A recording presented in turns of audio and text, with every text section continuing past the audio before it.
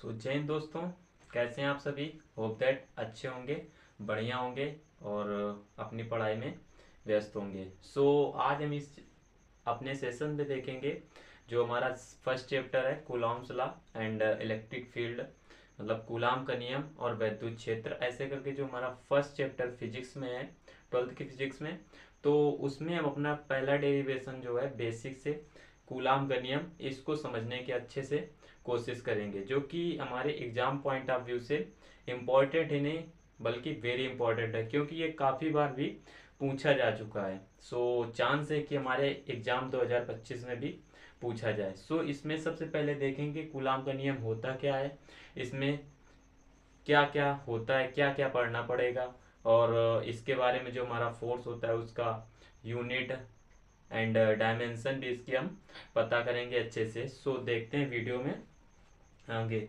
सबसे पहले तो अगर हम इसको स्टार्ट करें, सबसे पहले इसमें देखेंगे कि हमारे इसमें दो चार्ज होते हैं। अब चार्ज क्या होता है ये भी एक बड़ी बात है।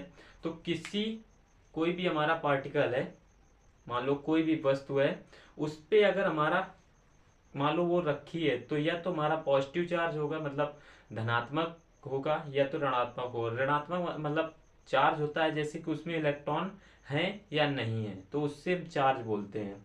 देखते हैं, अगर हमारा कोई पार्टिकल रखा है, यहाँ पे कोई कण यहाँ पर हमारा रखा है जिसमें कि Q1 आवेश है। ओके, इससे एक दूसरा पार्टिकल रखा है जिसपे हमारा Q2 आवेश है, और इनको भाई हमने कहीं पे पॉइंट पे सेटअप किया है, इनको पॉइंट पे रखा है। तो इसको मैंने मान लिया कि ये हमारा ए पर रखा है, और ये जो सेकेंड पार्टिकल है ये हमारा बी पर रखा है। ओके, इतना आया समझ में? अब देखो, ये हमारे कुछ दूरी पर रखे हैं, ये Q1 यहाँ पर रखा है ए पे, Q2 बी पर रखा है। तो ये सपोज करो कि ये कुछ दूरी पर रखे हैं ना, तो इन पे मैंने मान लिया कि ये दूरी इनके बीच की जो हमारी दूरी है वो कितनी है, आर है। रुकिए किधर से,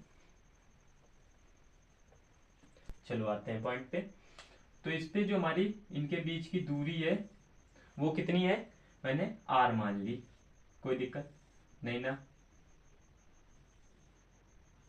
इनके बीच की दूरी मैंने आर मान ली। अब इनके बीच में ये कुछ दूरी पर रखे हैं, तो आपने ये तो सुना होगा कि इनके बीच में कोई फोर्स लगता है। फोर्स क्या होता है इनके बीच में, मतलब सपोज करो ये हमारा पॉजिटिव चार्ज है, पॉजिटिव मतलब इसमें इलेक्ट्रॉनों की कमी है, दैट ये पॉजिटिव है। और ये हमारा निगेटिव है, निगेटिव मतलब इसमें इलेक्ट्रॉन खूब भर भर के, इसमें बहुत सारे इलेक्ट्रॉन पड़े हुए हैं। ओके, दैट ये हमारा कैसा है, निगेटिव है और ये पॉजिटिव है। अब ये हमारा निगेटिव चार्ज होगा और एक पॉजिटिव होगा, तो इनके बीच में दोनों में क्या होगा, अट्रैक्शन होगा। और अगर दोनों एक ही कैटेगरी मतलब एक ही बरादरी के होंगे, तो क्या होगा कि दोनों में प्रतिकर्षण होगा। ऐसा तो समझ में आया ना? अगर हम इसको एग्जाम्पल बेस पे समझे, तो जैसे कि आपका क्लास का एग्जाम्पल लेते हैं। जैसे कि आप बॉयज एक साइड बैठते हैं और गर्ल्स एक साइड बैठते हैं। अगर आपके मतलब बॉयज बॉयज के बीच में क्या कभी कभी क्या होता है कि उनमें झगड़ा हो जाता है, बट तो उनके बीच में क्या होता है, हमेशा प्रतिकर्षण होता है। बट अगर हम बात कर लें कि अगर एक लड़का है और एक लड़की, तो इनके बीच में हमेशा क्या होगा, अट्रैक्शन होगा, मतलब आकर्षण होगा। दैट इसी एग्जांपल से हम इसको डिफाइन कर सकते हैं। मतलब इस पे हमारा पॉजिटिव चार्ज है और इस पे निगेटिव चार्ज है, तो इस पे कुछ फोर्स लगेगा ना, तो इसी फोर्स को हमें निकालना है कि इस पे क्या लगता है। तो इसमें मैंने मान लिया कि ये दोनों विपरीत प्रकार के आवेश हैं, तो इनमें हमेशा क्या होगा, आकर्षण होगा।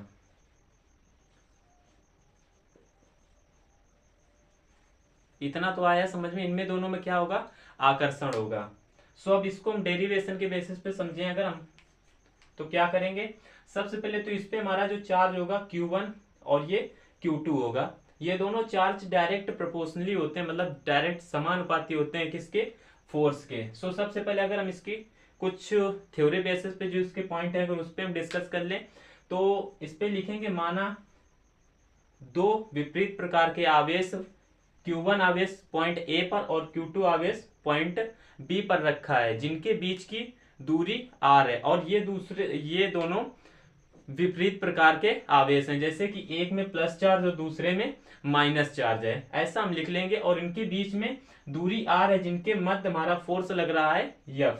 तो ऐसा हम इसमें लिख लेंगे। और फिर इसमें अगर हम लिखेंगे तो ए के कारण बी पर फोर्स, बी के कारण ए पर फोर्स, दोनों एक प्रकार के आवेश नहीं विपरीत प्रकार के हैं, तो इन पे हमेशा आकर्षण होगा। तो इसमें हम डायरेक्ट फोर्स जो हमारा होगा समानुपाती होगा Q1 के और Q2 के। ओके, Q1 और Q2 के, इसको हम अपना इक्वेशन फर्स्ट मान लेंगे। कोई दिक्कत इतने में होप दैट नहीं आई होगी। अब अगर हम देखें कि ये दूरी हमारी जो है डायरेक्ट इनके बीच की दूरी है, तो ये फोर्स की डायरेक्ट हमारी इनवर्सली प्रोपोर्शनल होती है। जैसे कि हम क्या करें कि व्युत्क्रमानुपाती होती है, F डायरेक्ट प्रोपोर्शनली 1/r, या इसको हम ऐसे भी लिख सकते हैं F direct proportionally R inverse, ऐसे भी इसको हम डिफाइन कर सकते हैं। तो बेसिक क्या होता है कि हमारा इसको भी ना, इसको नेग्लेक्ट करके इसको अलग करके हम इतना देखते हैं F डायरेक्ट प्रोपोर्शनली 1/r के होता है। फिर क्या होगा कि इन दोनों इक्वेशन को, इसको हम इक्वेशन सेकेंड डाल लेंगे। अब इन दोनों को हम मर्ज करेंगे, क्या करेंगे, इन दोनों को मिला देंगे तो हमारा एक कुछ अलग टाइप का इक्वेशन बनेगा। जैसे कि इसको अगर हम मर्ज करें तो F बराबर क्या होगा, F डायरेक्ट प्रोपोर्शनली क्या होगा, Q1 के होगा, Q2 के होगा। ये तो दोनों हमारे चार्ज पार्टिकल थे जो यहाँ पर थे, और इनके बीच की दूरी r थी, और ये दूरी मतलब ये वर्ग के, सॉरी इसमें थोड़ा मिस्टेक हो गया, ये हमारा वर्ग के क्या होता है, व्युत्क्रमानुपाती होता है। तो ये यहाँ पे हो जाएगा r²। ओके, कोई दिक्कत। अब यहां से हमारा ये कांस्टेंट, ये हमारा लगा है प्रोपोर्शनल का साइन, अनुक्रमानुपाती का साइन, इसको अगर हटाते हैं तो यहाँ पर कोई कांस्टेंट लेते हैं, मतलब नियतांक इसमें लेते हैं कि ये कोई बात होगी, ये मतलब जहां हमारा एक्सपेरिमेंट हो रहा होगा वहां कोई ना कोई तो मीडियम होगा ना, या तो वैक्यूम में करेंगे, तो यहाँ पे हम मान लेते हैं कोई मीडियम नहीं है, या कोई मीडियम है, तो यहाँ पे हम एक कांस्टेंट लेते हैं जिसको k से डिफाइन करते हैं। ओके, तो F बराबर, ये प्रोपोर्शनल का साइन हटाएंगे तो यहाँ पे हम क्या लेंगे, k लेंगे, और यहाँ पे क्या लिखेंगे, Q1 Q2 बटे r²। ये हमारा इसका निगमन हो गया, मतलब इसको हमने डिफाइन कर लिया कि हमारा ये फोर्स का फॉर्मूला होता है कूलाम का नियम। अब इससे कुछ रिलेटेड बातें हैं जो कि हमारे एग्जाम पॉइंट ऑफ व्यू से इंपॉर्टेंट ही नहीं वेरी इंपॉर्टेंट होगी। तो सो दैट आप इसका पहले तो स्क्रीनशॉट ले लीजिए और इसको नोट डाउन कर लीजिए। आप देखते हैं इसमें हमारा जो के लिखा है ना, तो इसका न्यूमेरिकल वैल्यू क्या होता है, और इसका न्यूमेरिकल वैल्यू में हमारा जो इसका फॉर्मूला डायरेक्ट बनता है, इसका फॉर्मूला क्या बनेगा। सो ये जो हमारा इसमें के लिखा है, ये या बराबर के Q1 Q2 अपान r², तो इसका फॉर्मूला हमारा क्या होगा देखते हैं, मतलब के का मान क्या होगा। तो के का वैल्यू होता है 1/4 pi epsilon not. Epsilon not क्या होता है, निर्वात में इसका जो वैद्युशीलता होती है वो होता है। अगर इसकी न्यूमेरिकल वैल्यू की बात कर लें तो हमारा क्या होगा, 9 गुणा 10 की पावर 9, 9 गुणा 10 टू पावर 9। अब इसका अगर हम यूनिट की बात करें वो अभी हम बनाना आपको सिखाएंगे, बट यहाँ पे हम लिखे लिए लेते हैं कि हमारा क्या होगा, न्यूटन मीटर स्क्वायर बटे कूलाम स्क्वायर, ये हमारा इसका यूनिट बनेगा। अभी इसको भी हम बताएंगे ये हमारा यूनिट कैसे बनता है। सो इसको अगर यहाँ पे हम पुटअप कर लें अपने फॉर्मूले पे, तो यहाँ पे क्या होगा, F बराबर 1/4 pi epsilon not Q1 Q2 upon r²।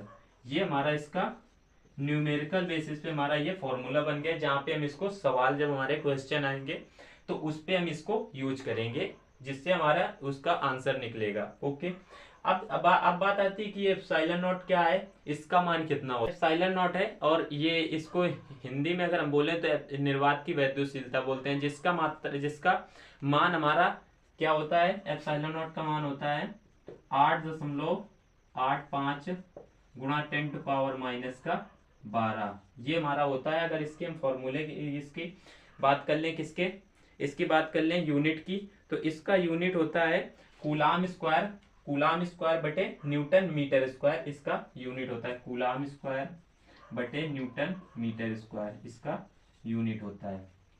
So hope that आपको इतना समझ में आ गया होगा। अब आप इतने को पहले स्क्रीनशॉट ले लीजिए या तो इसको नोट डाउन कर लीजिए, फिर हम इसके आपको यूनिट बनाना सिखाते हैं कि हमारा यूनिट क्या होगा, फोर्स का यूनिट क्या होगा और डायमेंशन इसकी क्या होगी।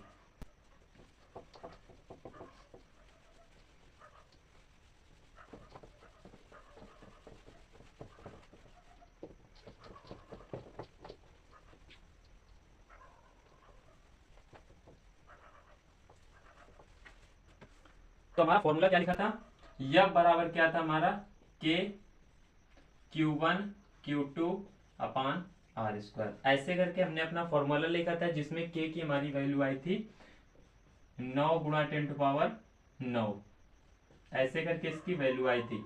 और इसको मैंने ये भी लिखा था कि 1/4 पाई एप्सिलॉन नॉट, ऐसे करके भी कुछ लिखा था ना, जिसमें से हम एप्सिलॉन नॉट की विमा भी बताएंगे आपको, के की भी विमा बताएंगे और फोर्स की बताएंगे, इसका यूनिट भी बताएंगे, यूनिट और डायमेंशन की भी बात कर लेंगे साथ ही साथ।